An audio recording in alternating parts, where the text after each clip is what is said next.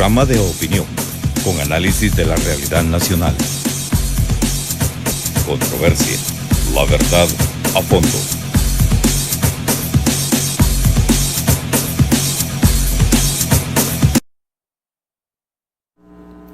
Buenas noches. Este es Televisión Oriental, Canal 23, TVO. Gracias por acompañarnos a esta hora de la noche. Hoy vamos a tener un tema importante. Se aprobó el Presupuesto General de la Nación 2026. De eso vamos a hablar, las consecuencias que se tiene de este Presupuesto General de la Nación. Vamos a conversarlo con nuestros invitados, Sonia Viñerta, de la Unión Nacional para la Defensa de la Clase Trabajadora, y agradezco al doctor Rafael Aguirre, secretario general de Simetris, que gentilmente han aceptado la invitación de este servidor para compartir algunas opiniones acerca de este nuevo presupuesto y cómo puede ayudar a la salud, a la educación, a las diferentes carteras de Estado y los proyectos que se tienen, o qué tanto ha afectado a la clase trabajadora. De eso vamos a hablar hoy. Buenas noches, Sonia, gracias por estar con nosotros. Buenas noches, gracias también a usted por darnos la oportunidad de estar hablando sobre este tema tan difícil, tan importante, pero necesario en esta coyuntura laboral que tenemos y nacional en realidad en todas las áreas. Buenas noches, doctor, gracias por estar con nosotros. Muchas gracias, Mario, mucho gusto, Sonia, por acompañarnos acá, por permitirme pues estar acá, poderme dirigir a la audiencia y a toda la población y a los que van a escuchar en este momento y después el video, ¿verdad? Para poder platicar de estos temas importantes. La salud, un sistema de salud se construye con base a las necesidades de las personas, pero también con los trabajadores. Creemos nosotros que es importante ir de la mano en ese sentido, y lo que está pasando en este momento en el sistema de salud realmente va a venir a agudizar aún más la crisis que se tiene, y debemos de platicar esto con las personas, pues porque al final son ellas las que tienen la decisión de que se continúe administrando o mal administrando de esta forma el sistema de salud, o se cambia de administración debido a que no está cumpliendo las promesas que se habían estipulado desde un inicio. Así que bueno, aquí estamos. Gracias. Bueno, se ha revisado constantemente en las redes y algunas opiniones de ciertas personas que dan seguimiento a los procesos internos que tiene el gobierno, y esto ha permitido, a ver si me le bajan volumen porque aquí tengo retroalimentación. Bueno, les decía que se está revisando prácticamente todo lo que se está divulgando en las redes sociales, información. Hay una cantidad de personas que están siendo cesadas, separadas de su trabajo, y esto preocupa a la clase trabajadora, y hay también despidos masivos. De eso es lo que vamos a conversar y qué es lo que se tiene para más adelante. Está la publicación número 10. Voy a colocar esta publicación número 10 y dice lo siguiente de la prensa gráfica.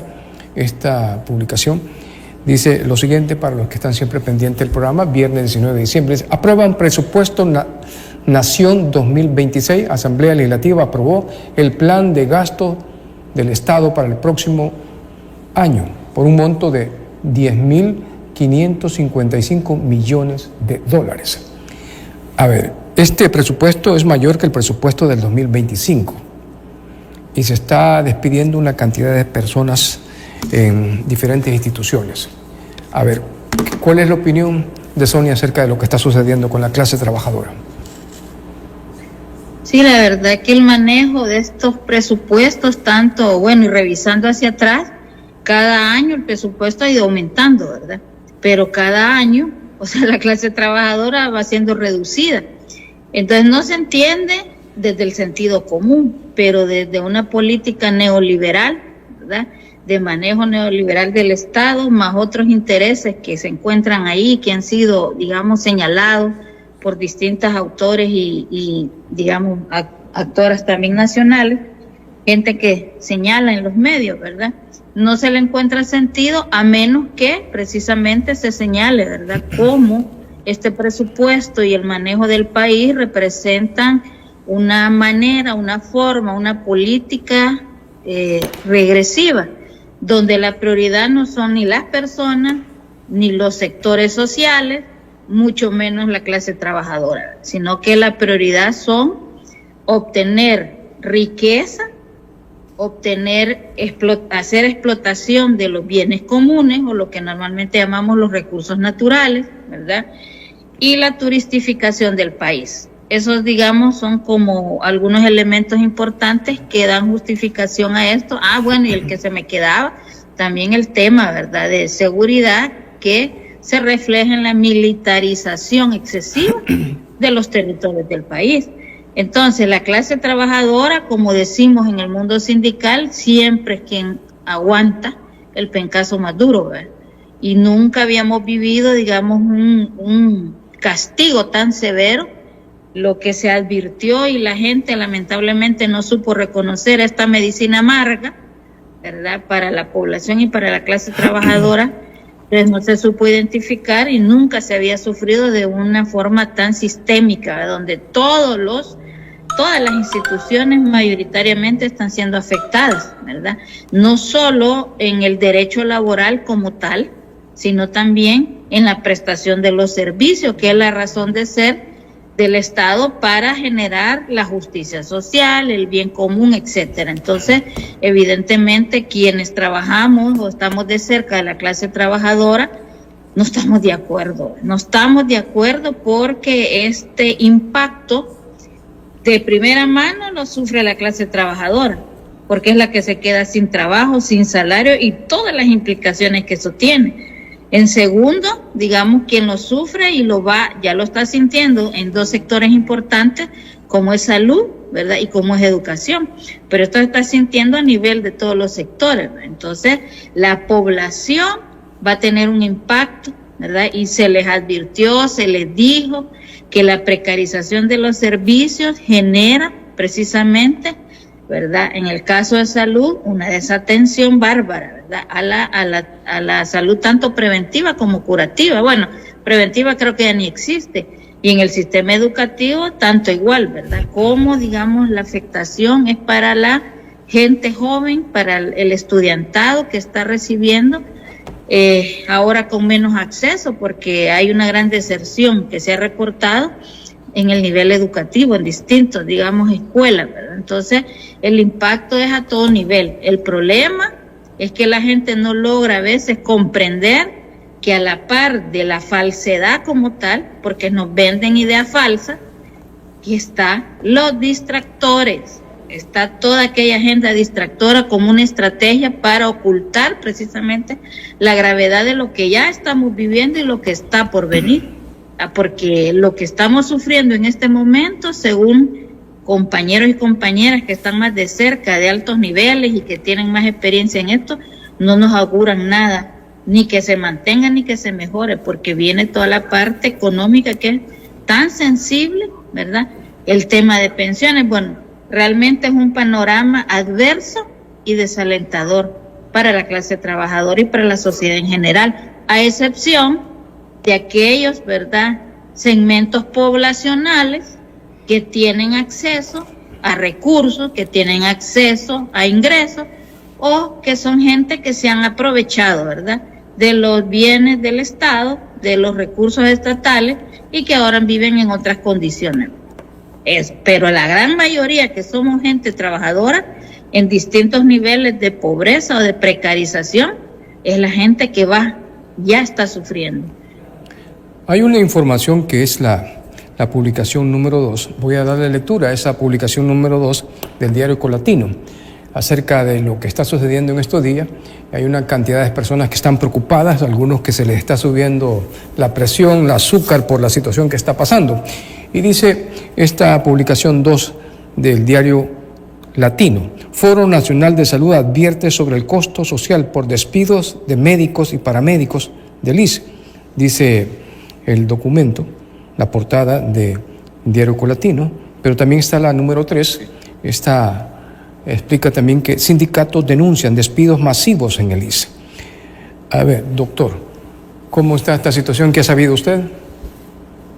Sí, correcto. Nosotros hacíamos la denuncia respectiva porque desde el día lunes se recibieron una inmensa cantidad de cartas en diferentes áreas del Seguro Social, clínicas comunales, unidades médicas, hospitales, que estaban haciendo la supresión de plazas. Hoy se están inventando otras figuras administrativas prácticamente para tratar de justificar lo mismo, aunque dicen que no son despidos, dicen que no son cese de plazas, etcétera. Al final le dicen, mire, hemos tomado en cuenta lo que su jefe ha mencionado, ¿verdad? Y el consejo directivo toma la decisión de suprimir su plaza. Es decir, ya no necesitamos porque ha habido un listado de ausentismo, le ponen ahora, que su jefe hizo y otras cosas que su jefe describió acerca de su puesto y por lo tanto su puesto ya no es necesario en el Seguro Social. Esas son las cartas que han recibido hoy en esta tercera o cuarta entrega que se hace de estas cartas, y qué lamentable porque hay un debido proceso que continuar. Mire, si eso es cierto, ¿por qué no se hizo el debido proceso? ¿Por qué no se hizo la adecuada ejecución de las normas y de lo que supuestamente se le está criticando en ese momento o se le está señalando al trabajador que están sacando de la seguridad social? Entonces, al final, si el compañero logra demostrar que no ha sido el que se ha ausentado más, porque eso es lo que hacen ver, como que mire, usted es el que más se ausentó, entonces puede regresar puede regresar a su plaza. Entonces no era verdad que él se ausentaba como se está describiendo en las cartas. Entonces es una situación bien complicada porque quieren hacer ver mal al trabajador de salud. Esa ha sido la narrativa que hemos tenido nosotros, no solamente de esta administración, sino de administraciones pasadas, donde querían señalar que la enfermera, el doctor, el camillero, el auxiliar de servicio, el administrativo, la secretaria, etcétera, son los que tienen la culpa de los vicios del sistema, son los que tienen la culpa que no hayan medicamentos en farmacia, son los que tienen la culpa de que las citas vayan prolongadas, de que no se le quiera atender con rapidez en las emergencias, de que se tenga que hacer un triage o una selección para poder utilizar de mejor manera los recursos médicos que se tienen en las emergencias, porque cada día son menos.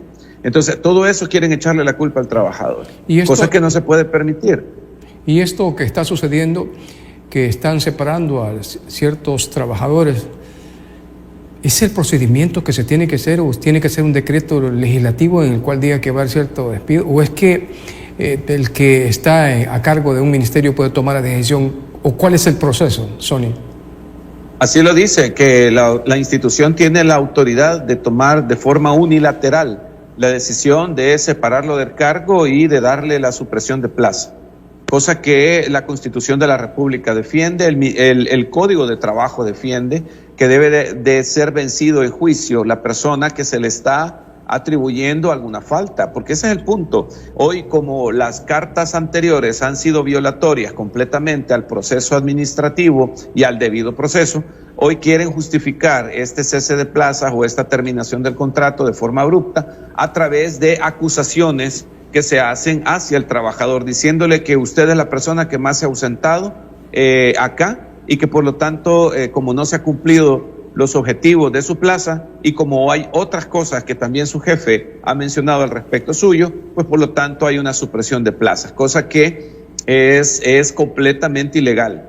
Entonces, ha habido una evolución de cómo han querido entregar las cartas. Primero dijeron que era supresión de plazas, después dijeron que era cese de funciones y hoy están diciendo o justificando el despido a través de incumplimiento al contrato colectivo o incumplimiento al contrato en ese sentido por ausentismos, por incremento de sus ausentismos. Así que no tienen una figura concreta jurídica. Lamentamos esa decisión, pero aún más lamentamos que haya sector judicial que se esté prestando a ese tipo de ilegalidades, sobre todo a través del servicio, de la ley del servicio civil, que se están prestando a ese tipo de ilegalidades y no están favoreciendo al trabajador. Porque aquí, mire, bueno, es que realmente no es que se trate de favorecer o no al trabajador, se trata de realmente aplicar el debido proceso, se trata de realmente aplicar la ley y lo que establece la ley.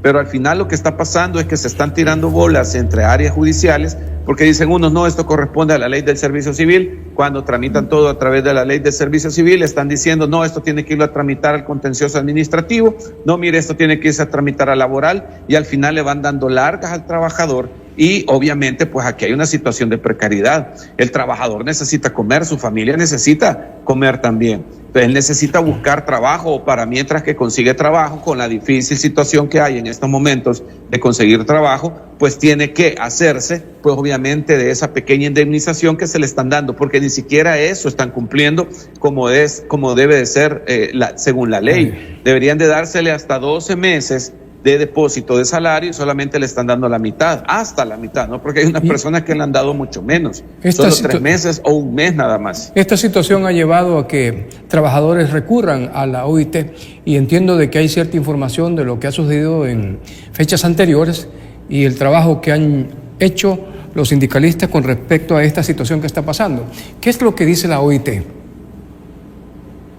Fíjese que el año 25, como Estado de El Salvador, correspondía dar informes, llamémosles así, de cómo se han cumplido los convenios, en realidad 13 convenios. 13 convenios, unos porque se viene cargando, chineando, ¿verdad? Observaciones, recomendaciones, más lo que correspondía, digamos, ya ordinariamente, ¿verdad?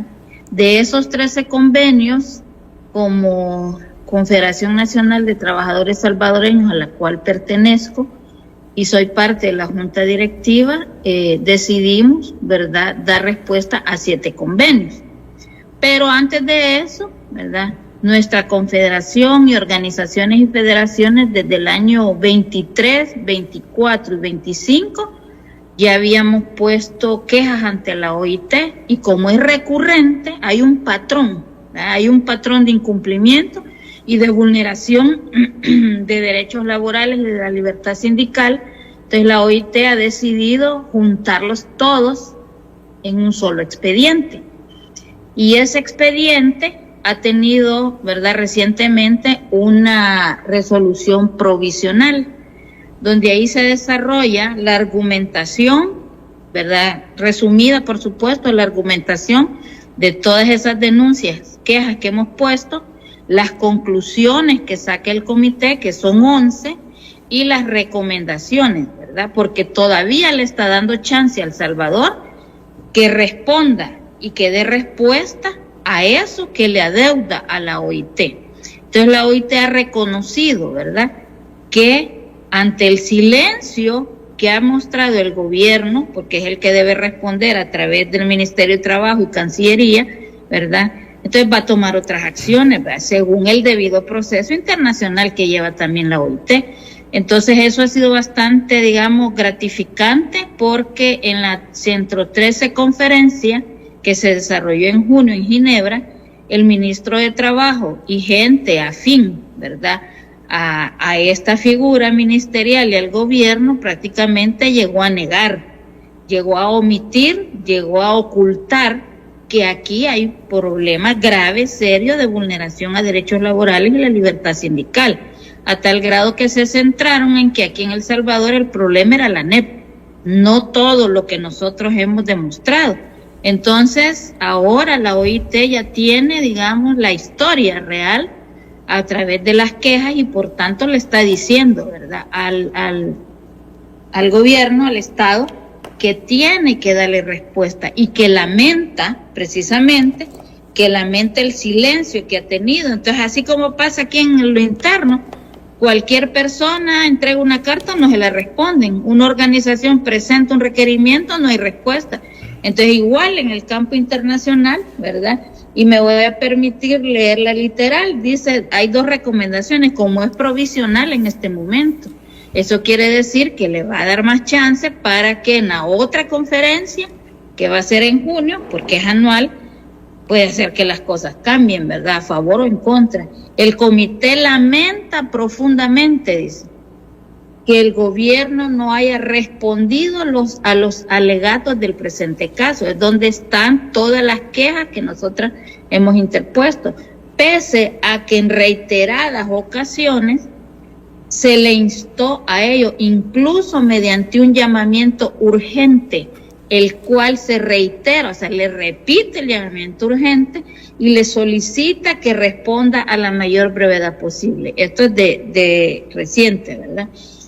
Y la otra le dice, el comité pide al gobierno que tome las medidas necesarias para que se lleve a cabo de inmediato una investigación independiente, es decir, que no la haga el ministro de Trabajo, ¿verdad?, sobre los hechos alegados en relación con las 11 organizaciones sindicales. 11 organizaciones a lo largo del 23, 24, 25 hemos puesto quejas ante la OIT. Las 11 organizaciones sindicales mencionadas en las conclusiones, y que en caso de comprobarse su veracidad, se tomen las medidas de reparación correspondientes. El comité pide al gobierno que lo mantenga informado de toda evolución a este respecto. Para nosotros esto sienta un precedente importante, porque entre llegar a decir que aquí el problema en El Salvador no es el ataque a los derechos, a la vulneración a la libertad sindical, sino que es la NEP. Y ahora que el comité esté diciendo que le pide al gobierno que investigue y que le reitera que le responda, entonces, como lo más probable es que no va a responder, que es lo siguiente que viene, ¿verdad? Que vamos a pedir una comisión de encuesta, creo que así se llama, si no recuerdo mal, es decir, que la OIT va a delegar, le va a pedir a un equipo que venga a hacer por sí mismo la investigación que le está pidiendo, la constatación de lo que hemos dicho al no tener respuesta. Y así se ve elevando, dentro de ese andamiaje internacional. ¿Qué va a pasar? ¿Qué tipo de sanción puede dársele a El Salvador por esta situación que está pasando por la OIT? ¿O cómo que va a funcionar esta situación?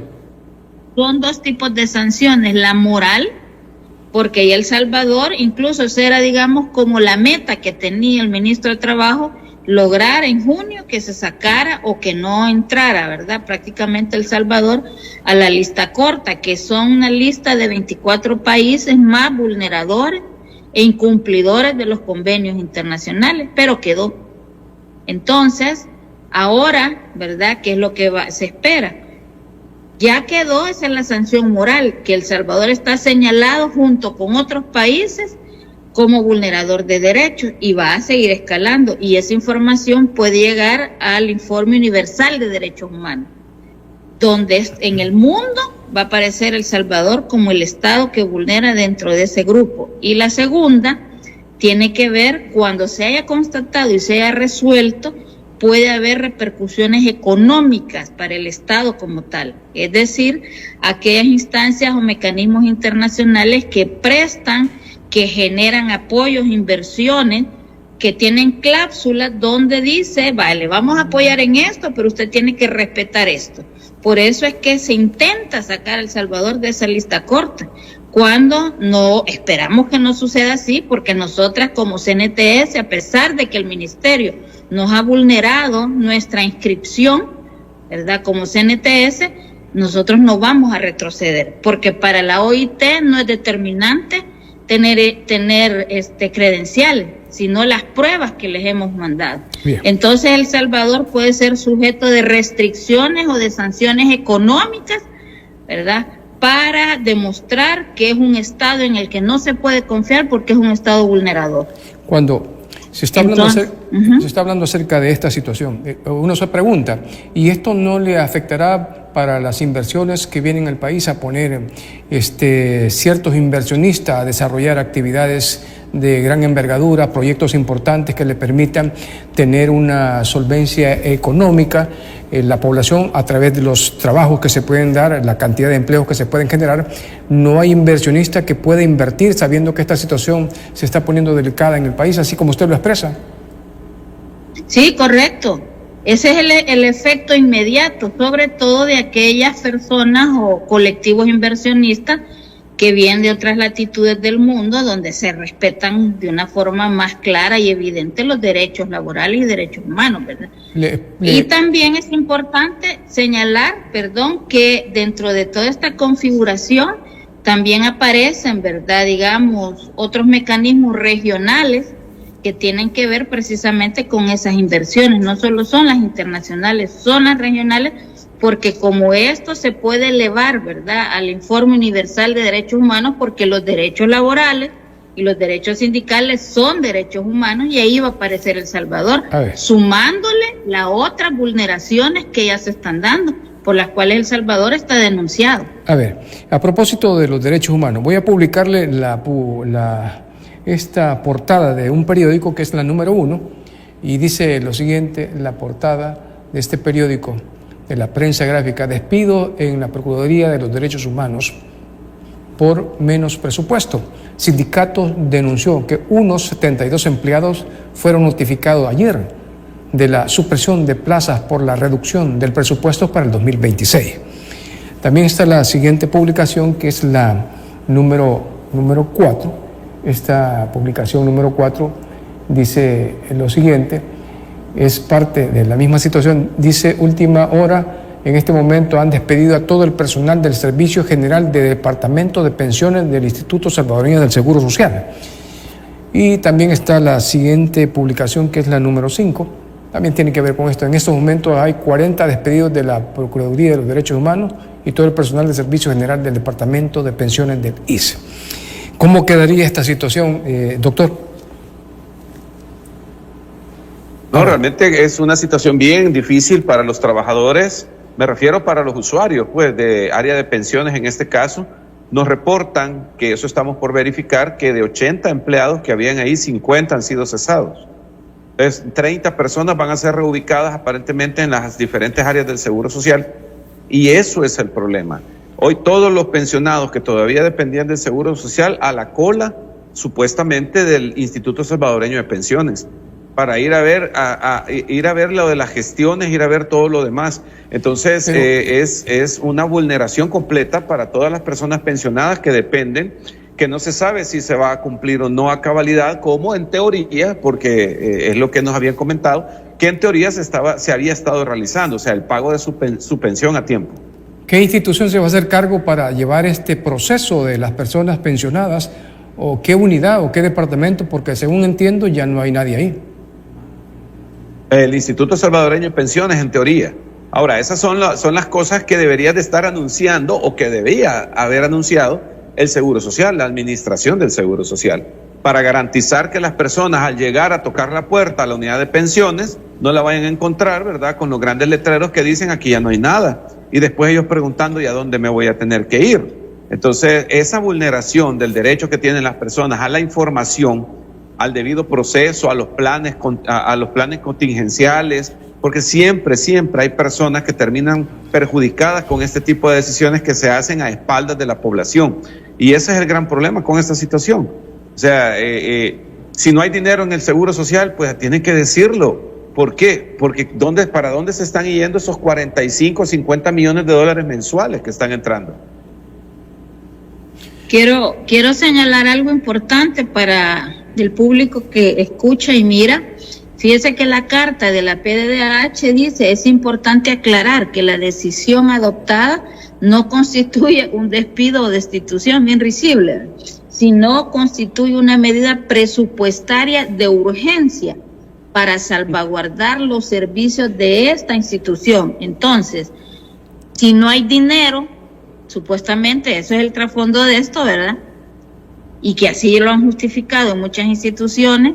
Entonces, ¿qué pasa con todo lo que el discurso oficialista de que El Salvador vienen miles de gente, vienen miles de turistas y que la economía está bien y que la economía va mejorando? Entonces, ¿por qué se despide a la gente bajo la figura de precariedad institucional? Pero por el otro lado están diciendo, ¿verdad?, que este país está bien monetariamente, económicamente hablando. Es la gran pregunta que hace el doctor, ¿verdad? Entonces, ¿qué se hace el dinero? ¿Qué se hace ese dinero? Y llama la atención que una de las unidades que ha desaparecido, según entendí, no sé si habré comprendido mal, en la PDDH, es la unidad de auditoría interna. A mí eso me suena bien sospechoso, eso me suena bastante preocupante, pues, porque las auditorías internas tienen que ver precisamente para revisar el manejo, en un primer momento, a procesos internos, de acuerdo a los presupuestos, de acuerdo a los proyectos aprobados, etcétera. Y la gente la han despedido, auditoría interna.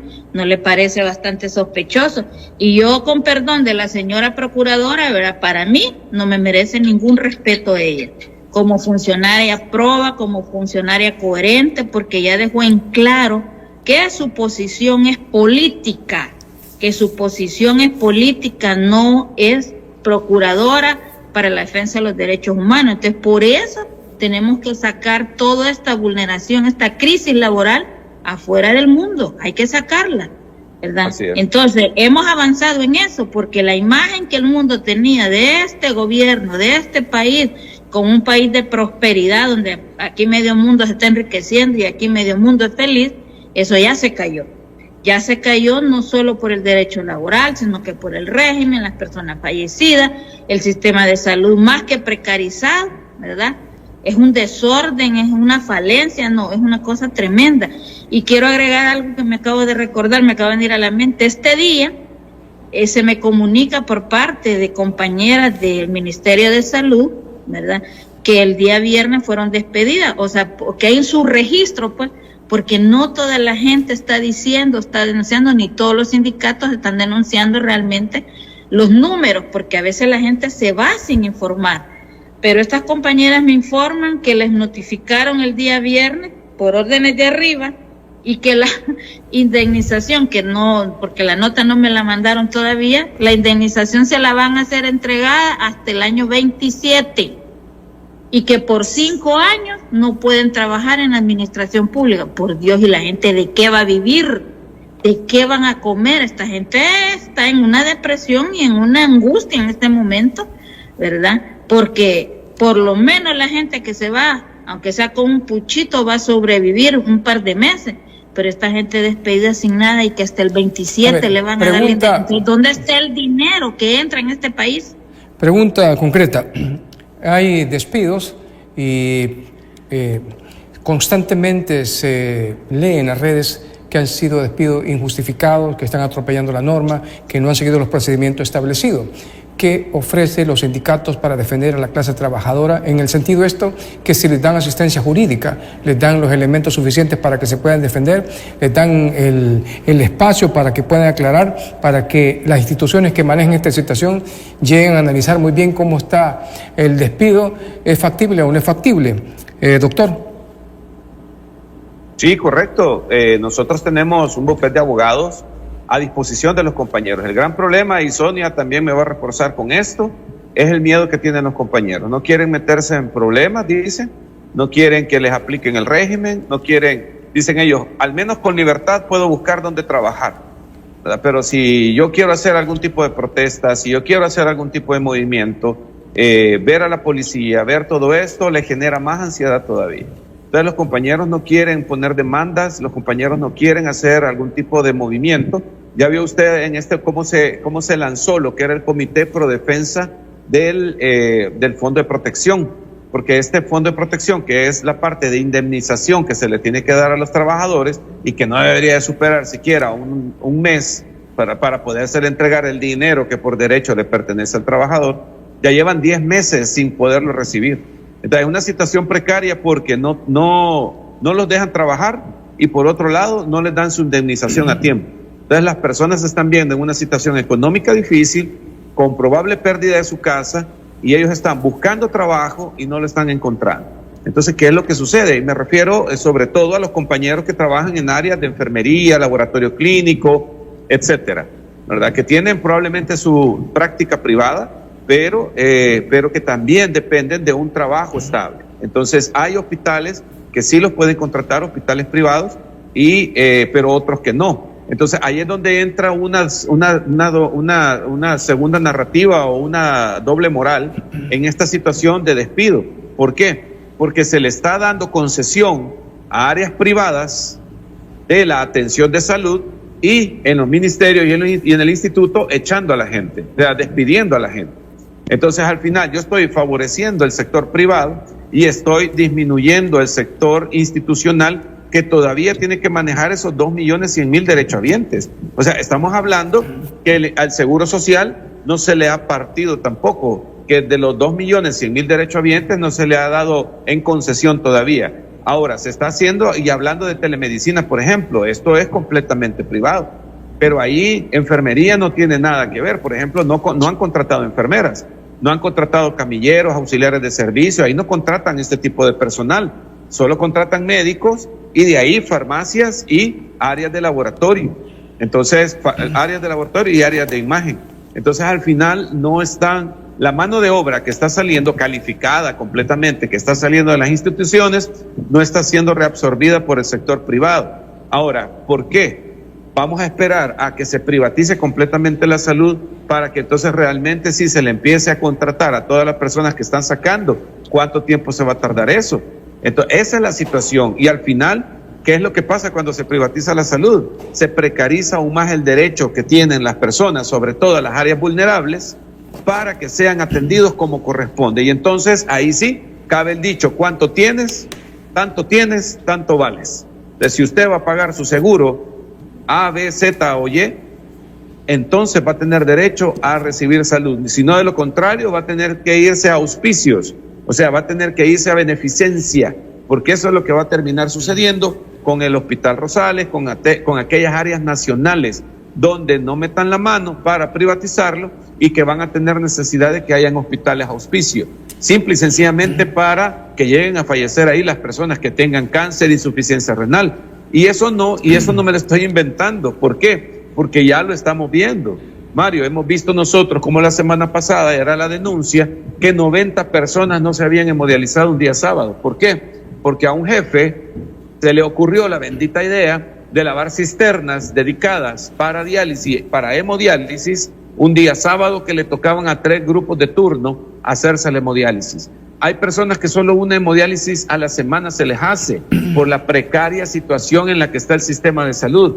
Imagínate que llegaron ese sábado ahogándose con el agua, porque si no se hacían la hemodiálisis se morían, y no se la hicieron.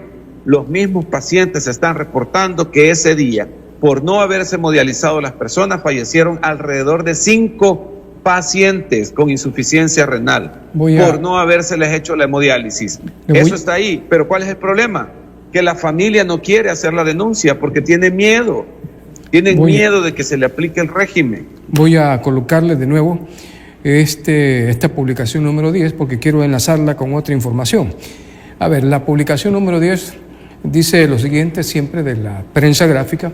Dice, aprueban presupuesto, Nación 2026, Asamblea Legislativa aprobó el plan de gastos de Estado para el próximo año por un monto de 10.555 millones de dólares. Así en este momento la situación. Pero cuando ustedes dicen que no están los insumos suficientes, están despidiendo en los centros de trabajo una cantidad de personas porque hay austeridad, no hay dinero y no hay medicamentos, despiden especialistas, despiden a técnicos de diferentes instituciones, Procuraduría de los Derechos Humanos, del Seguro Social y más. Bueno, esta publicación, eso es lo que dice la prueba, son 10.000 millones, superior a lo del 2025. Pero vea esta denuncia que colocó una ciudadana, y es la publicación número 11. Esto es lo que ella denuncia acerca de esto que está sucediendo con este dinero de la población. Número 11. A ver. Puede exalumnos Alexandro Fitexal, $400,000. Fundación Padre Arrupe, 814,200. Puede exalumnos Alexandro Fitexal, $400,000. Fundación Padre Arrupe, 814. Otra vez, $450,000 al Carballo, a Reinaldo Caballo. Y ustedes díganme, es que no hay otra manera como explicarlo. Y disculpen, bueno, pues aquí estoy haciendo un video más criticando la política salvadoreña. $10,500,000. Eso es lo que van a dar para las ONGs. Para Carballo, $450,000. Oigan, señores, un diputado agarrando dinero de diputado. Carballo, que ha tenido muchos problemas anteriormente. Bueno, a este diputado, según la denuncia de la señora, se le va a dar 400 y fracción de dinero, 400,000. A ver, ¿cómo se explica que este diputado del departamento de San Miguel, le estén dando esta cantidad de dinero? Están despidiendo a una cantidad de personas que laboran en el Seguro Social, en el Ministerio de Educación, en el IS y en otras instituciones. Hoy la Procuraduría de los Derechos Humanos, y a este diputado le están dando esa cantidad de dinero. ¿Cómo se explican ustedes esta situación como sindicatos? A ver, Sonia. Bueno, con todo lo que hemos sabido de los manejos corruptos y de los casos, ¿verdad?, que se han conocido, no es de confiarse. O sea, para mí, mi opinión muy personal como sindicalista, que hay algo chueco, como mínimo, ¿verdad? Hay algo chueco, y es una contradicción, como usted muy bien señala. ¿Cómo es que a una organización, a una ONG que está vinculada políticamente, le suelto un montón de pistos, pero a otras instituciones que están obligadas, ¿verdad?, porque son parte de la respuesta del Estado a las necesidades de la población, o sea, le quito, le precarizo, ¿verdad?, no le doy, o sea, no tiene otra lógica que hay otro tipo de intereses, y que puede ser una línea muy frágil, muy delgada, ¿verdad?, que linda con la corrupción. Pero yo no le encuentro otra explicación. Pero cuando dice el doctor que hay personas que se están muriendo porque no le están haciendo la diálisis y le están dando dinero a este diputado, ¿cómo se les puede explicar a la gente que esto es correcto o no es correcto, doctor? No, definitivamente no tiene nada de correcto. ¿Cómo yo voy a invertir $450,000 en una ONG si hasta la fecha nosotros no hemos visto ni siquiera un balance? Porque esto no es de este primer año, esto es algo que ha sucedido recurrentemente. ¿Dónde está que demuestre la institución, la que está recibiendo, cuál ha sido el impacto que ha tenido en las modificaciones de estilos de vida de los salvadoreños? O sea, ¿en qué se ha invertido esos $450,000, pues? Porque aquí en este momento yo puedo perfectamente decir, eso es $45,000 es lo que se gasta en un paciente con insuficiencia renal al año. Con esos $450,000 hubiéramos podido darle vida a esos 5 pacientes que fallecieron por no habérsele dado hemodiálisis y todavía nos salía un vendaje de 5 más. O sea, con esos $450,000 podemos mantener el tratamiento de un año de 10 pacientes con insuficiencia renal. Yo si pudiera demostrar en dónde podemos invertir esos $450,000. Ahora, es la institución que la está recibiendo, que tiene al parecer tiene una vinculación política con un diputado que está apoyando al gobierno, pues entonces deberían, por decencia por lo menos, demostrar, sacar en qué se invirtieron esos $450,000, demostrar cuál fue el impacto real que se tuvo en la población salvadoreña, en las comunidades que se supone se invirtió esa cantidad enorme de dinero. Y no solo, en la atención a la salud, imagínese cómo se cerraron las oficinas departamentales del Instituto Salvadoreño para el Desarrollo de la Mujer, donde las mujeres víctimas de violencia de género, ya sea en cualquiera de los, digamos, de los ámbitos, laboral, familiar, comunitario, etcétera, política incluso, no tienen a dónde ir. Ajá, ¿por qué? Bajo el argumento que no había, eso es lo que a mí me dijeron, ¿verdad? Cuando me despidieron, que no había dinero para seguir manteniendo todas esas plazas. Ajá, y le dan a este fulano, y eso solo es un ejemplo, ¿verdad? Porque ahí hay un detalle desglosado de que otras ONG les han dado plata. Son 10 millones, la denuncia de la señora son 10 millones que se les van a dar a las ONGs, y no que se estaban combatiendo las ONG porque no era lo correcto. La otra pregunta es, ¿y cuál es la función de los diputados? ¿Que les den dinero? Esa es la función, porque este diputado Carballo no es primera vez, y todos los años le están dando dinero. ¿Cómo se explica esto, Sonia?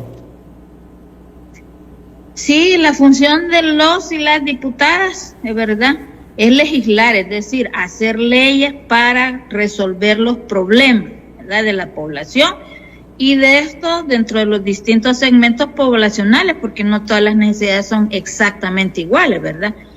Pero esto no tiene, como decía al inicio, otra explicación más que ahí hay algo chueco, ¿verdad? Y como el problema que tenemos, bueno, de tantos problemas en realidad no hay rendición de cuentas, no hay transparencia, entonces, como no rinden cuentas, ¿qué nos queda a la población? Simple y sencillamente sospechar, porque no tiene sentido común, no tiene lógica eso, ¿verdad? Que yo privo a una institución como el Seguro, al Ministerio de Salud, pero este fulano le dejo ir la plata, ¿verdad? Ellos sí saben para qué es, el problema es que la población no sabe, pero son nuestros impuestos, y aun cuando los famosos préstamos que se justifican de alguna manera, siempre es la plata nuestra, porque no son esta masa legislativa la que la va a pagar, sino que somos la población con nuestros impuestos que nos quitan de forma directa o indirecta.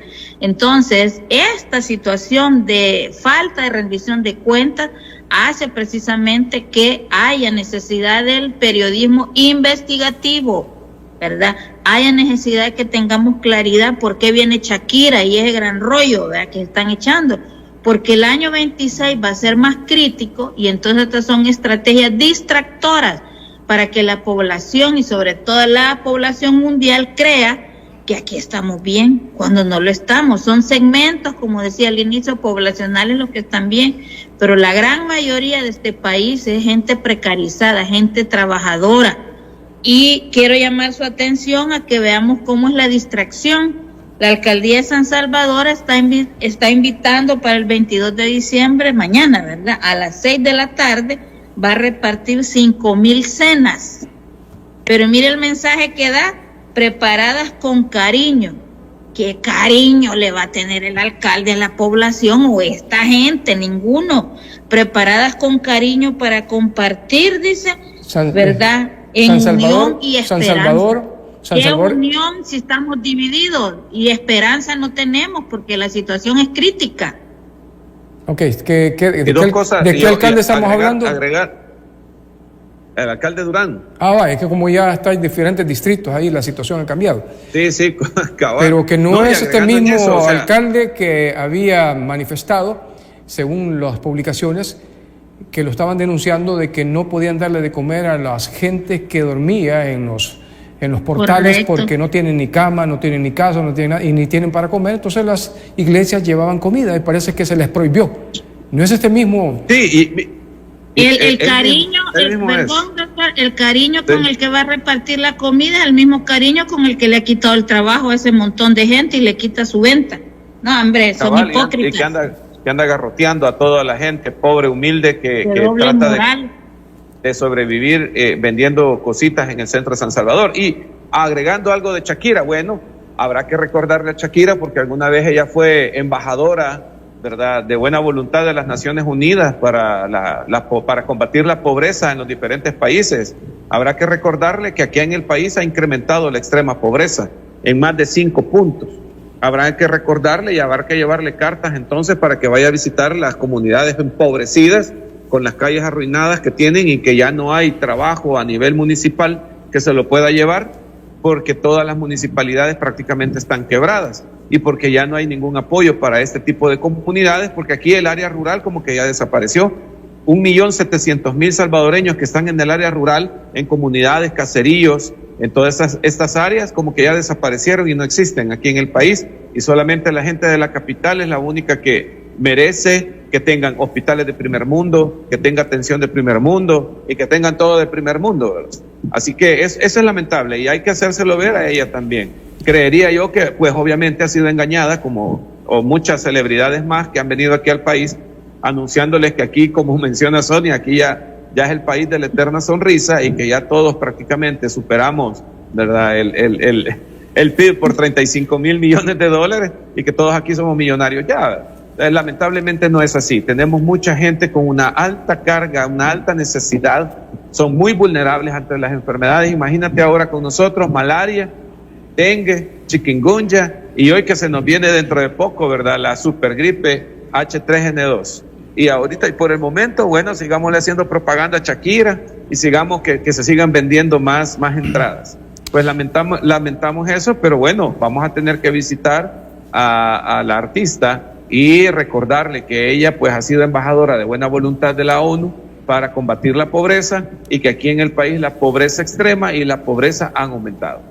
Bueno, aquí está una cantidad de comentarios, unos a favor, otros en contra, las granjas, otros que son robots, están ahí discutiendo, de eso se trata, pero aquellas opiniones ofensivas, despectivas, no van para acá.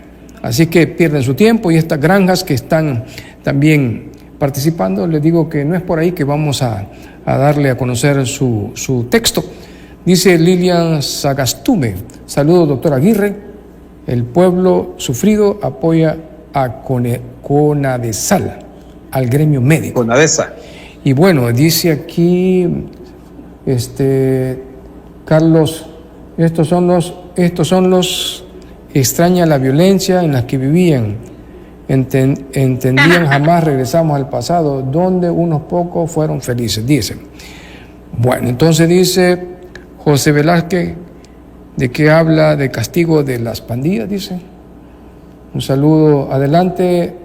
El personal de salud tiene apoyo del pueblo. Saludo, doctor Aguirre. Liliane 28, dice, gracias por estar con nosotros.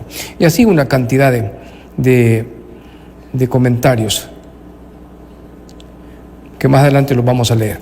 Bueno, vamos a irnos a una pausa comercial, posteriormente regresamos y hay una expresión de la gente que se le quitó el 6% a la Corte Suprema de Justicia, al órgano judicial, y también hay otra información acerca de eso. Vamos a una pausa comercial, posteriormente regresamos. Controversia.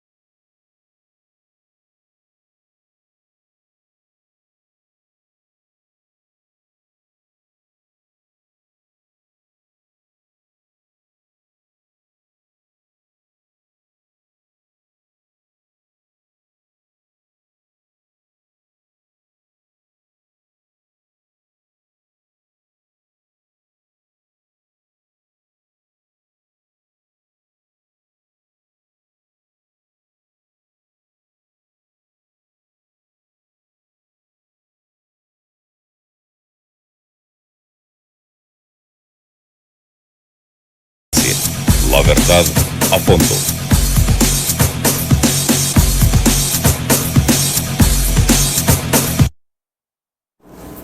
Bueno, gracias por continuar con nosotros a esta hora de la noche. Recuerde que es su programa Controversia en Televisión Oriental, Canal 23. Gracias para los que nos están escribiendo en las diferentes plataformas de este medio de comunicación.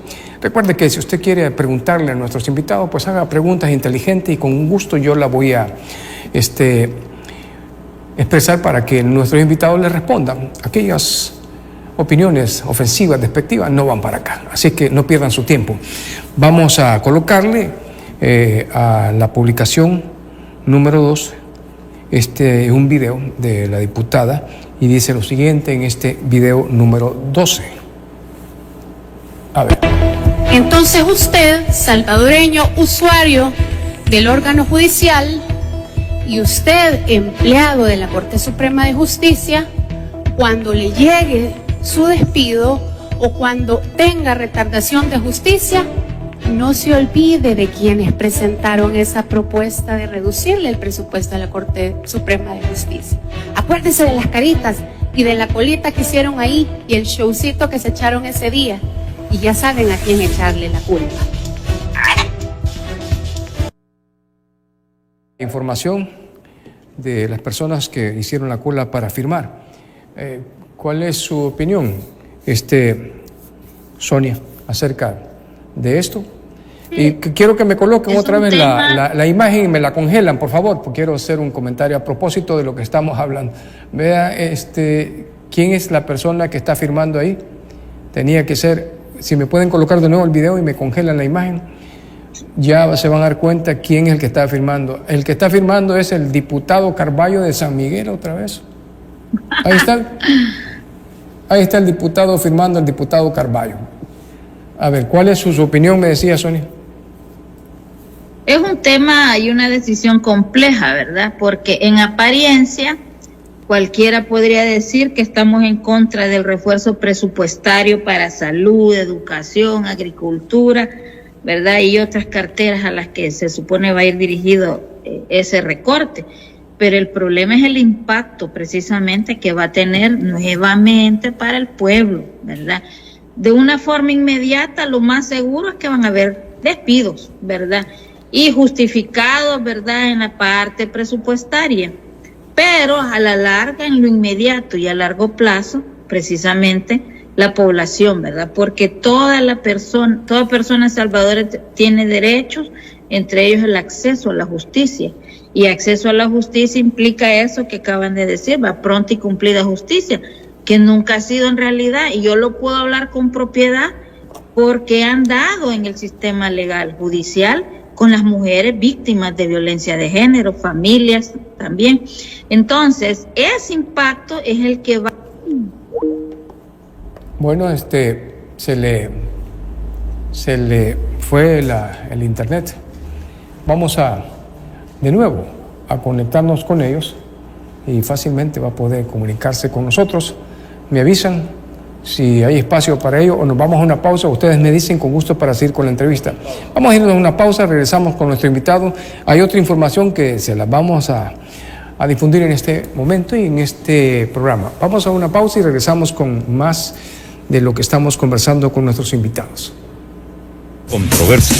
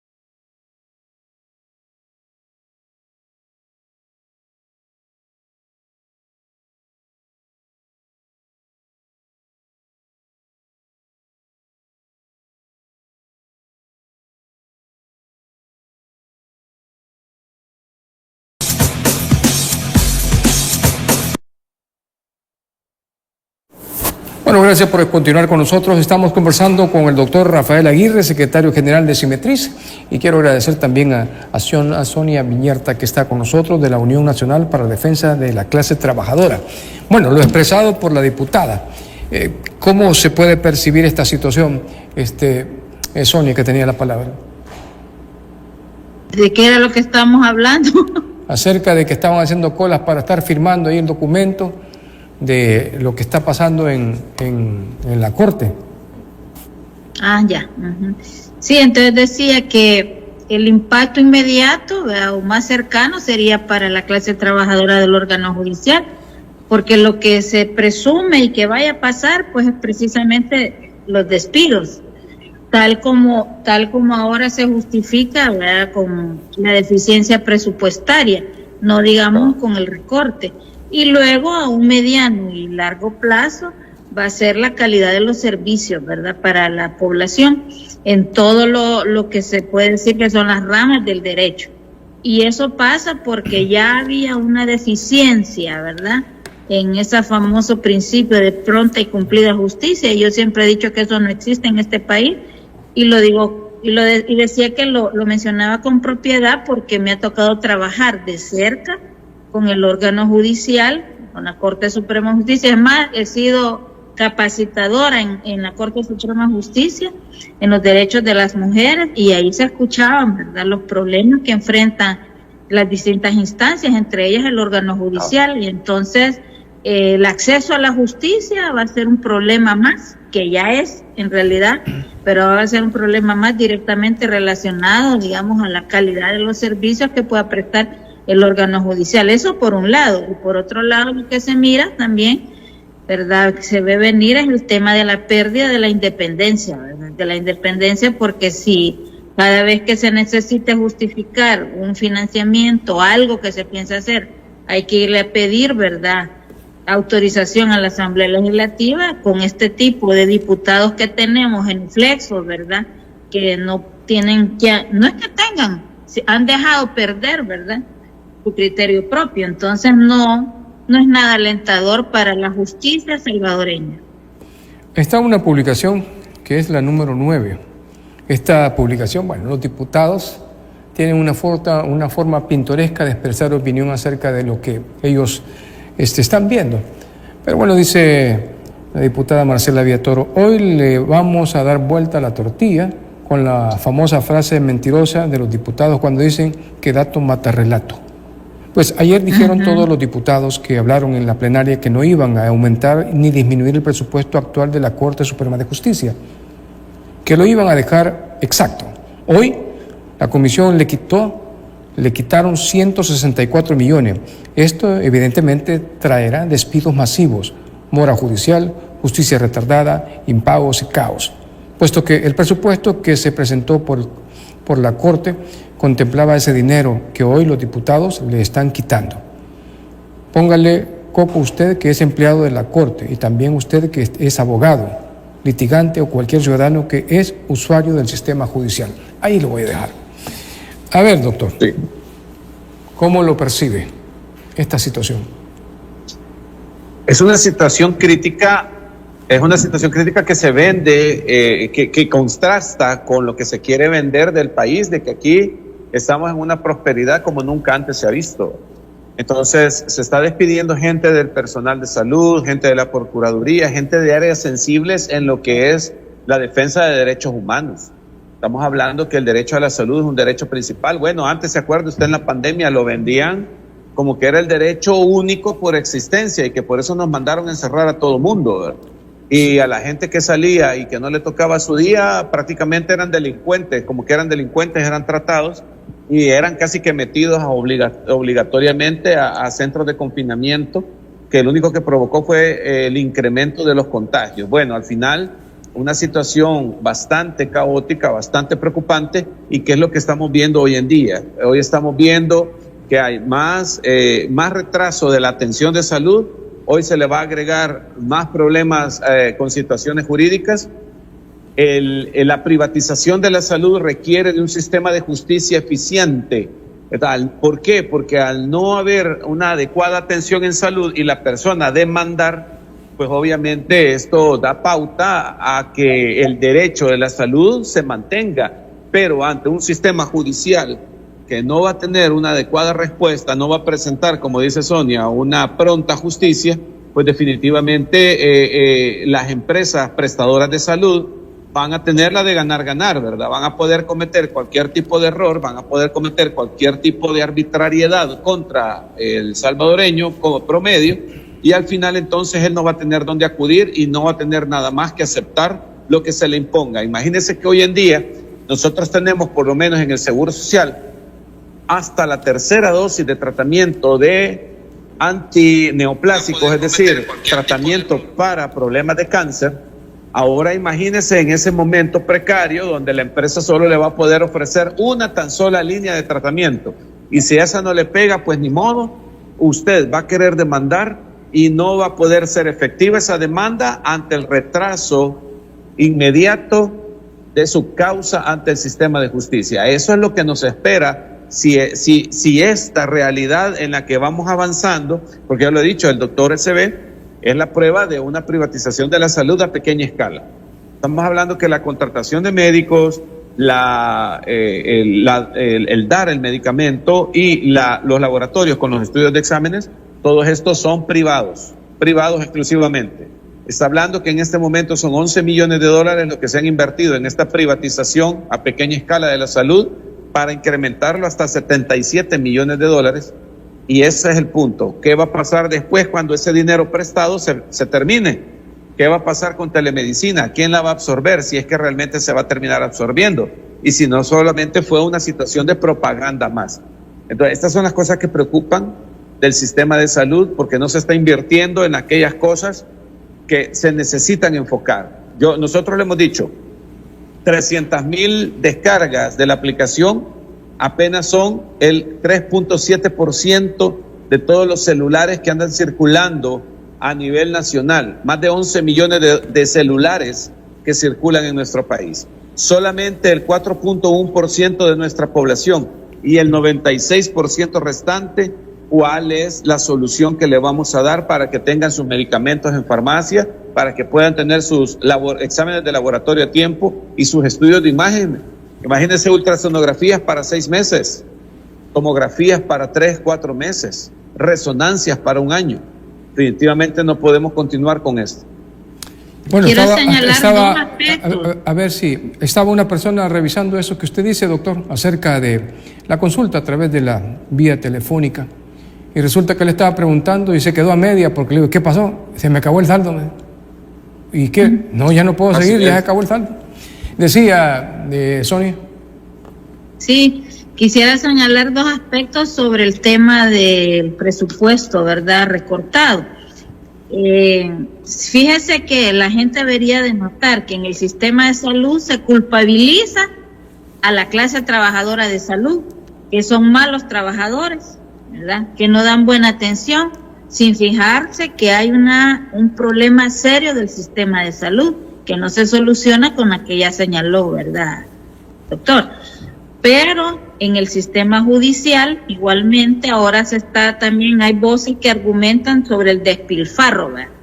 El despilfarro de ese presupuesto, pero no son los trabajadores, ¿verdad?, subordinados quienes hacen despilfarro, sino que son la gente que están arriba, tomadoras de decisiones, ¿verdad? Porque es real, es una realidad de que entre más lejos el juzgado, menos recursos, menos acceso a beneficios. Yo, usuaria, porque también he sido usuaria del órgano judicial, brevemente comento mi experiencia cuando se me entrevistó por una situación que fui a denunciar. Los 7 que habían en el juzgado escucharon toda mi historia. Nada de privacidad. ¿Por qué? Porque no hay un espacio adecuado para que la mujer se sienta, esté, mejor dicho, en un ambiente privado donde pueda contar la situación que le ha ocurrido. Y entonces al día siguiente que yo llego, hasta un empleado que tomó confianza conmigo me hace comentarios de la situación que yo había ido a relatar el día anterior. ¿Por qué? Porque todos se habían echado a la historia, cuando es una situación de violencia y otras situaciones más complejas todavía. Entonces, sí, el despilfarro es a nivel alto, no es a nivel de los juzgados necesariamente, ni de la clase trabajadora subordinada. Entonces, esa narrativa el pueblo la debe de entender, que son narrativas para justificar todos estos recortes y todos estos cambios, que al final el golpe le va a regresar a la población. Entonces, es cierto, hay problemas con algunos trabajadores, pero eso no es la gran mayoría. Y esos problemas se deben corregir con sanciones, no con despidos. Por eso existe el debido proceso, ¿verdad? Pero aquí se le echa y se sataniza a todo trabajador de salud y a todo trabajador del órgano judicial. Por ejemplo, culpamos a los jueces, digo culpamos porque en algún momento lo hice, pero cuando trabajé de cerca con el órgano judicial pude constatar que la mala investigación que hace la Policía Nacional Civil, las malas presentaciones, ¿verdad?, de los casos de la Fiscalía, también contribuye a que los jueces o las jueces tengan que resolver de una manera que quizás, ¿verdad?, a las víctimas no les parece, pues, pero no todo es culpa de los jueces, porque es un engranaje, es un equipo de trabajo. La Fiscalía recibe y le pide a la policía, y a veces hay malas investigaciones erradas o sesgadas. Entonces le llega a la Fiscalía, y si el fiscal no se percata de eso, o la fiscal responsable, le manda el requerimiento fiscal al juzgado y no va con la suficiente prueba indiciaria, por lo menos, o en el proceso que se sigue, los casos se caen. Entonces no toda la culpa es del órgano judicial como tal, sino que tiene que ver todo el proceso donde participa, ¿verdad? Es diferentes actores institucionales, pues. Entonces no nos creamos todo el cuento de que por solo el despilfarro, ¿verdad? Porque quienes despilfarran son quienes tienen la posibilidad de manejar los recursos, y un notificador, una secretaria, ¿verdad?, ¿cómo se llama?, una trabajadora social del equipo multidisciplinario, esos no manejan los fondos, ¿verdad? A veces ni los mismos jueces, porque he trabajado con jueces, hombres y mujeres, y conozco la situación difícil que también pasa. Y ya les digo, entre más lejos quede el juzgado, menos acceso, menos beneficios, menos recursos para hacer su trabajo.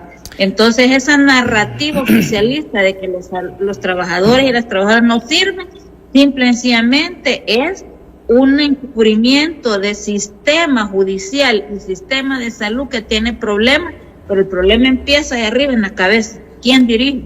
Bueno, vamos a solicitarle a los amigos que pueden comenzar a marcar nuestros números telefónicos, ya van a aparecer en la pantalla de su televisor.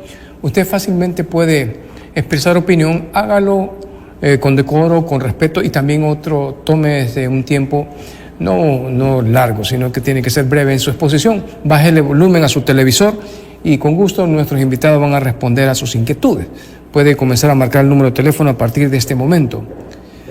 A ver, dice el despido del trabajo, dice el despido de trabajar vendrá a traer más pobreza al país. El despido de trabajadores, tiene que decir, vendrán a traer más pobreza al país. Una pregunta para el doctor: ¿de qué sirve estudiar y ser doctor si me despedirán aunque sea preparada? ¿Será que el presidente estará de acuerdo? Dice Andrea. Espero su respuesta, doctor, dice. Claro. A ver. Sí, definitivamente es preocupante esta situación que vamos a poner indistintivamente, sea preparado o no, sea doctor, sea enfermera. Es que el problema no es ese. El problema es que no se le encuentre en el engranaje completo, que es un sistema, no se le encuentre posición a las personas. Eso es lo que preocupa. O sea, estamos siendo dirigidos por personas que no saben administrar, no saben planificar, no saben hacer gestión, no saben hacer adecuada supervisión. Lo único que dicen, ya no te sirve. Pareciera como que están armando rompecabezas, y como esa figura le faltó, ¿verdad? Pues desechémonos. Desechar una neurocirujana, imagínate desechar una neurocirujana. 15 años de preparación para tener a una neurocirujana y decir, yo ya prescindo de ella, ya no la necesito. Teniendo una cola de neurocirugía a las espaldas y prescindir de una neurocirujana, de un pediatra. Imagínate que estos últimos despidos que han ocurrido iba incluido un pediatra. Imagínate en este momento, o sea, yo no sé si ellos están en la lógica de la ley Nacer con Cariño, de la ley Crecer Juntos, donde el niño se supone es una pieza fundamental de asistencia de la cosa pública, y en este momento los niños que necesitaban a ese pediatra, que ya tenían sus citas programadas en los siguientes meses con este pediatra, ¿quién los va a ver? ¿Van a pasar con un médico general? ¿Van a pasar con quién? Ya no van a pasar con el pediatra que los iba a ver, porque lo despidieron. Cesaron la plaza del doctor, supuestamente por ausentismo, supuestamente, porque no hay prueba alguna que se presentara delante de un proceso administrativo y decir, mire, aquí está, ¿ve?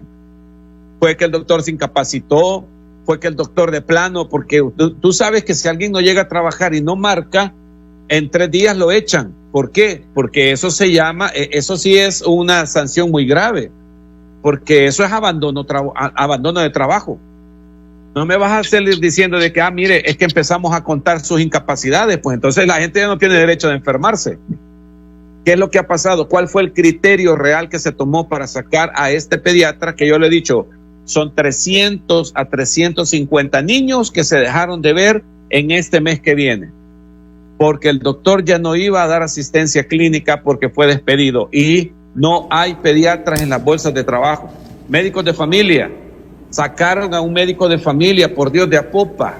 Imagínate, un médico, y este médico, las credenciales que el doctor entraba antes de la hora de trabajo y se iba después de la hora de salida. Credenciales dadas a través de los mismos compañeros de trabajo. Entonces, ¿qué pasa con esta situación? No entendemos nosotros cuál es el criterio que se está utilizando.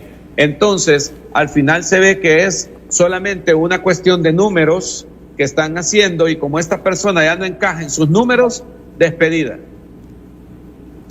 Hay otra de las, doctor, una pregunta: ¿dónde quedan los derechos de los médicos o del personal administrativo?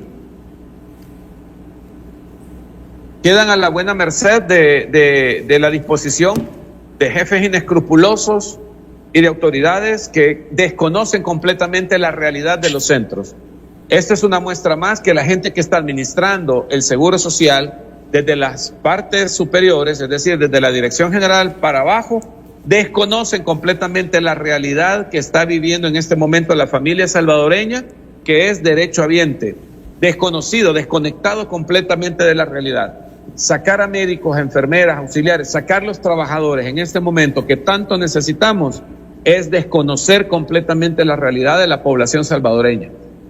Ya de por sí era muy fuerte la carga, porque no había medicamentos, insumos médicos, citas prolongadas, cirugías prolongadas. Ya era fuerte esa carga, con que ahora sacar todavía aún más a los médicos que estaban dando consulta, definitivamente es un plan echado a andar que no tiene ningún sentido. De estos despidos que se han venido dando en las diferentes instituciones, Sonia, ¿hay más mujeres, más hombres? ¿Cuál es la estadística que se maneja de todo esto? Pues es que no tenemos un dato desagregado, ¿verdad? Desagregado, y como señalaba, hay un registro oculto, pues, porque incluso los datos que manejamos creemos que incluso pueden ser hasta más, porque las personas, como ya decía el doctor Aguirre, no se sienten con la confianza de ir a denunciar, de dar aviso de lo que les está pasando. Por ejemplo, las 5 personas que me han comunicado este día me lo cuentan porque, pues sí, porque saben que soy sindicalista, saben que conozco los derechos, pues no quieren denunciar, ¿verdad? Sí. Entonces no tenemos una cifra segura, ¿verdad? Calculamos que son miles, ¿verdad? La gente que está despedida, pero no podríamos dar ese dato porque en realidad no lo manejamos. ¿Qué papel juega el Ministerio de Trabajo en esto? ¿Tienen conocimiento, estadística de lo que está sucediendo? Es que como todo está reservado, la respuesta es que no existen esos datos, 1. Y 2, solo la gente que está regulada por el Código de Trabajo es la que podría ir al Ministerio de Trabajo, ¿verdad? La gente por ley de salario le corresponde ir al Tribunal del Servicio Civil. Ok, permítame. Entonces ellos se declaran incompetentes en razón de la materia, ¿verdad? Buenas noches, ¿de dónde nos habla? Se le cayó la llamada. Bueno, usted puede marcar nuestro número y fácilmente le vamos a poner atención a su pregunta. puede marcarlos y con gusto le vamos a poner atención. Me estaba mencionando Sonia acerca de cómo está viendo la situación de las estadísticas. ¿No hay información de eso? Sí, estamos bastante, digamos, complicados con el dato estadístico, ¿verdad? De manera general, pues tenemos aproximaciones de que hemos llegado más o menos a unos 30,000 despidos desde que llegó Nayib Bukele, ¿verdad?, a la presidencia. Pero desagregados por cuántos hombres y mujeres no lo podemos dar exactamente por las razones que ya manifesté. Y que decía que el Ministerio de Trabajo regula y puede actuar o actúa en aquellos casos de la gente que está contratada, ¿verdad?, por contrato anual. Y la gente que está por ley de salario es la que va, digamos, o debería de ir como primer escalón a comenzar al Tribunal del Servicio Civil. Buenas noches. Entonces, ¿de dónde nos habla? No lo manejamos. Buenas noches, ¿de dónde nos habla? De Soyapango. De Soyapango, cuéntenos. Sí, yo estoy escuchando el programa, un programa muy bonito. Yo tenía una cita de 9 meses en el Hospital Rosales y que fui en noviembre, me mandan a Santa Tecla yo padezco de vértigo, una molestia en el oído, y resulta que la clínica del Hospital Rosales está en Santa Tecla, en San Rafael. Entonces viene la doctora, me dijo, le vamos a dar aquí en el hospital 4 medicinas. No, 3, perdón, y la 4 la tiene que comprar usted. Entonces me viene de Santa Tecla pagando un taxi hasta la terminal que está afuera, hasta la farmacia que está afuera del hospital, y que me lleva la sorpresa que no hay medicina. No hay medicina. Entonces hoy esta semana estuve internado aquí en el Molino de Soyapango, y pedí también para la presión, que se llama, la que tomo, se llama Valsartán, tampoco hay. Así es. Entonces son 6 medicinas ya las que hay que comprar, y si no hay dinero, ¿cómo le hacemos? Bueno, muy amable, gracias por su opinión acerca de lo que estamos conversando con nuestros invitados. A ver, el cuadro básico que no se está llevando a cabalidad, doctor. Sí, yo tuve el caso de una paciente muy cercana la semana pasada. Me llegó buscando, me dijo, mire doctor, fíjese que no tienen Esforge HCT en el Seguro Social. Esforge HCT es un medicamento que tiene 3 compuestos, valsartán, amlodipina y hidroclorotiazida. Mira, le dije yo, inscribite a Doctor SB, probablemente por ahí te la den. No, hombre, si ya lo hice, me dijo, y me dicen que de ese medicamento no dan. O sea que en Doctor SB tienen un techo. Entendería yo que va entre $10-15 nada más que pueden gastar por paciente. Entonces, bueno, ni modo, entonces venite, le digo yo, te voy a ver el sobrecupo y te voy a dar los medicamentos. En lugar de estarse tomando un tan solo medicamento, que es el Esforge HCT, hoy tiene ella que tomarse 4 medicamentos, 2 irbesartán, una amlodipina, una hidroclorotiazida. Esa es la realidad que se está viviendo en este momento. Si es que hay de los demás medicamentos que tuvieron que darse por separado. Imagínate el apego que va a tener esta persona a estarse tomando 4 pastillas cuando antes solo con una lograba controlar su presión arterial, y todavía falta que ver que la controle bien, porque este es el medicamento que nosotros ocupamos cuando un paciente es de hipertensión de difícil manejo. Entonces, esta es la realidad que estamos viviendo en nuestro país: carvedilol, irbesartán, amlodipina, insulina, metformina, medicamentos para nuestros pacientes diabéticos. Y el problema es que no son poquitos, te estoy hablando yo que son el 20% de 2 millones. Estamos hablando que 400,000 personas son diabéticas en el Seguro Social. 40% son hipertensos, imagínate, estamos hablando que más de 800,000 personas son hipertensas dentro del Seguro Social, y que su medicamento le haga falta. ¿Cuál es el problema? Imagínate hoy esta persona que nos acaba de hablar, en lugar de conseguirle un otorrino, o sea, que es la persona que normalmente ven los problemas de vértigo, él tiene que ir hasta Santa Tecla, es de aquí de San Salvador, y tiene que ir hasta Santa Tecla, hasta el San Rafa, para ver si allá lo puede ver el otorrino. Allá va a ir a sacar la cita porque el otorrino, de los 2 o 3 que hay, ¿verdad?, están o en congreso, o están incapacitados, o están con alguna, o han pedido permiso, y entonces al final la persona no lo ve. Y esto que usted me está explicando, doctor, no lo saben las autoridades del IS. Claro que todo lo esto saben, que claro, está sucediendo, bueno, no lo saben, porque pareciera que no. El derecho a pero bien. no por ignorancia, no porque es una ignorancia adrede. O sea, porque no quieren enterarse, pues no les importa la realidad de la población salvadoreña. Ignorancia Correcto. selectiva. No, es que simple y sencillamente no les importa la realidad. Si se mueren o no se mueren, no les importa. Ellas están devengando sus $8,000 mensuales. Ellas están tranquilas con su aire acondicionado en su oficina. No les importa que nuestros pacientes estén muriendo porque les hace falta su tratamiento, porque les hace falta su hemodiálisis, porque no se les puede hacer la endoscopía, porque no hay tratamiento para su úlcera gástrica, porque no hay tratamiento para poderlo operar de su vesícula, etcétera. Y lo que usted me está diciendo que sí, ya lo deben de saber, o que es adrede lo que están haciendo, que no hay medicamentos, que no hay especialistas, pero en lugar de ayudarles a mejorar la situación, empeora.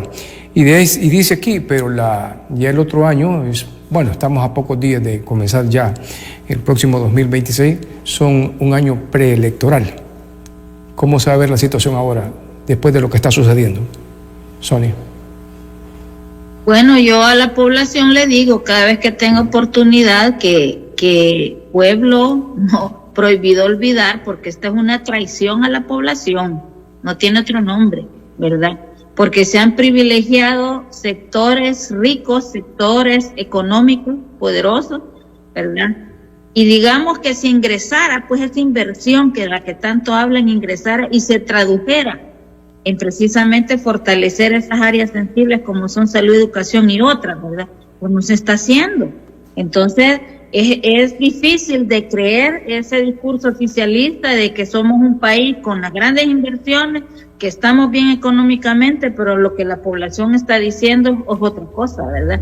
Y hablando de personas fallecidas, ¿verdad? Quiero también, antes que se me olvide, como tanto que hay que hablar, que las muertes que se han generado son también aquellas muertes de trabajadores y trabajadoras que ya tenían enfermedades crónicas y que al perder el trabajo se les ha precarizado, dificultado más la situación y han fallecido porque perdieron el acceso al seguro social. Y entonces menciono, por ejemplo, de la gente despedida en el Ministerio de Cultura, tengo constatación de 6 personas que van fallecidas en este momento, ¿verdad? A lo largo del tiempo, ¿verdad? Que sus enfermedades se les pusieron peor.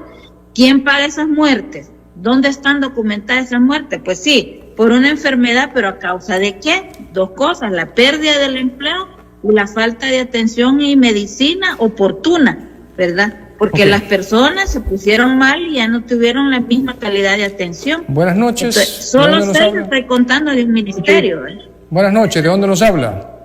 De aquí, de Mexicano. Mexicano, cuéntenos.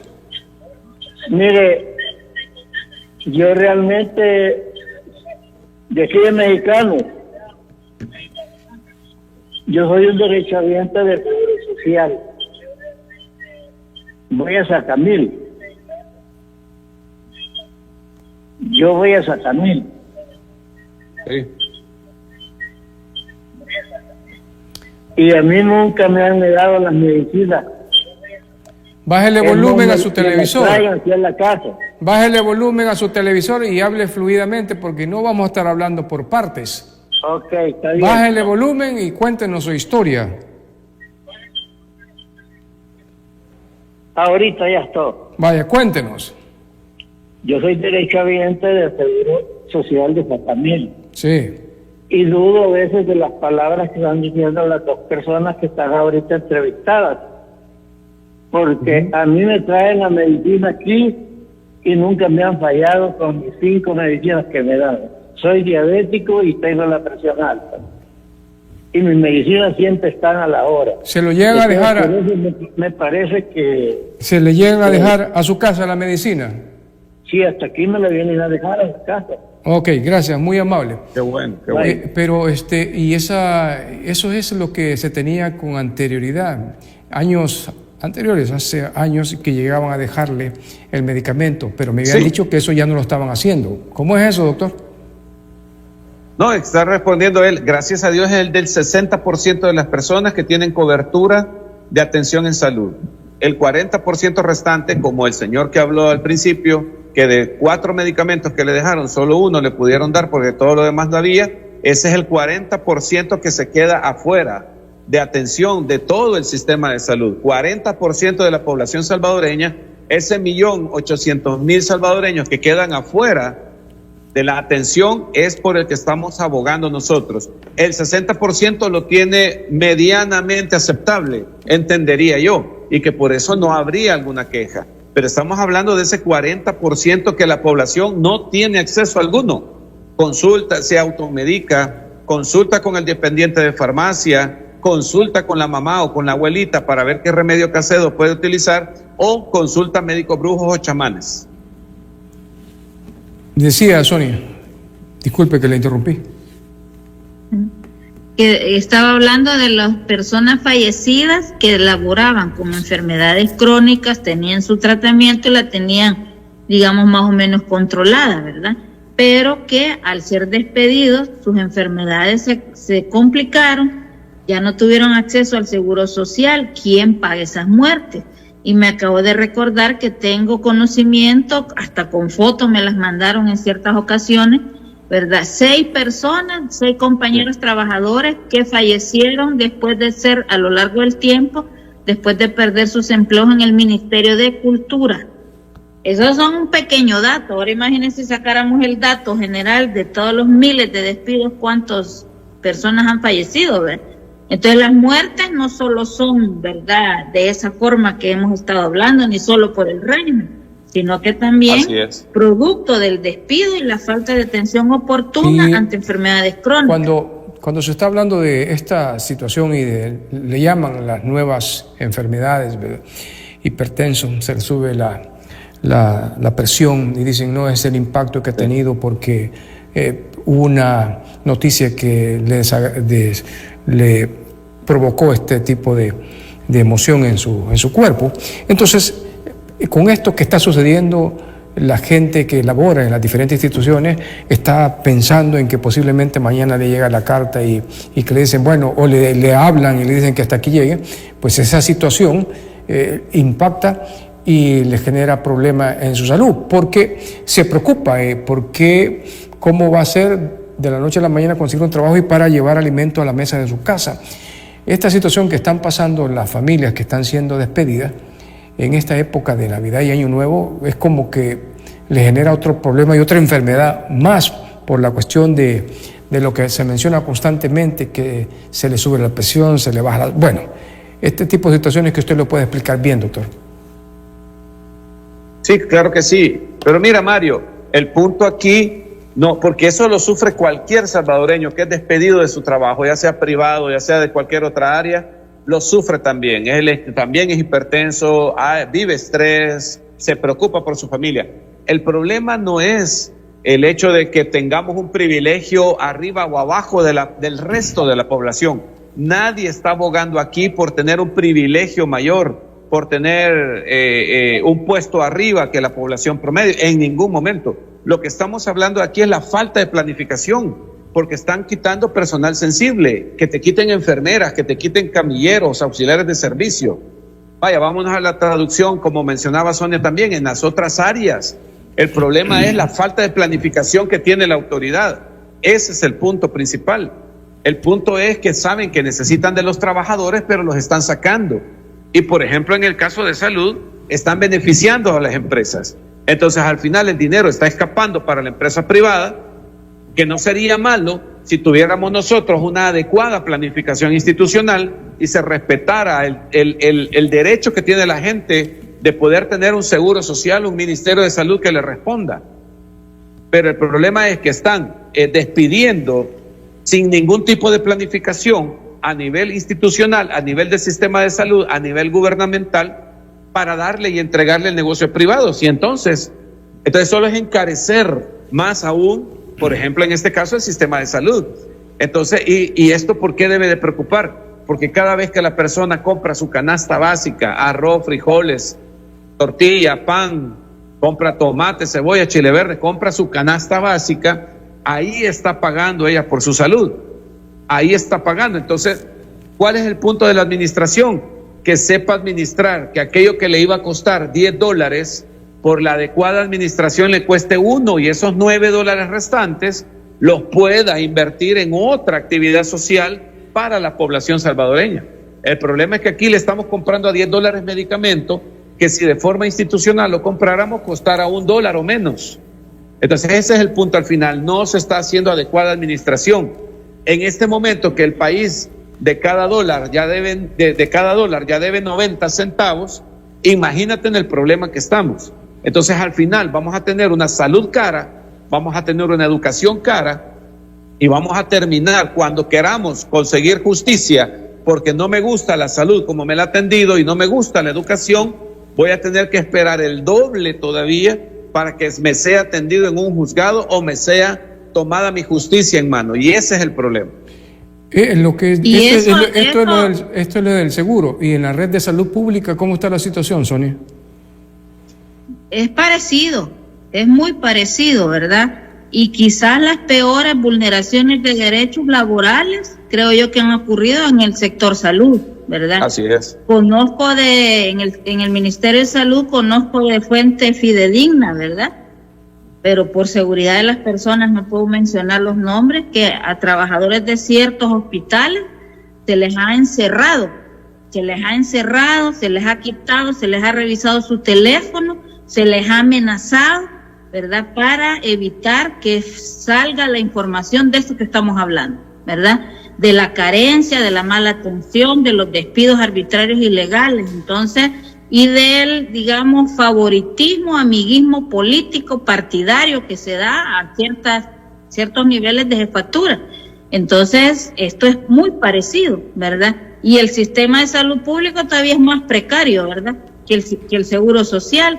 Entonces, la situación no es nada alentadora para todo lo que es el sistema de salud, porque la precarización que se está dando es intencionada y el despido de trabajadores es precisamente para hacerle sentir a la población que se necesita pasar la atención a la salud a servicios privados.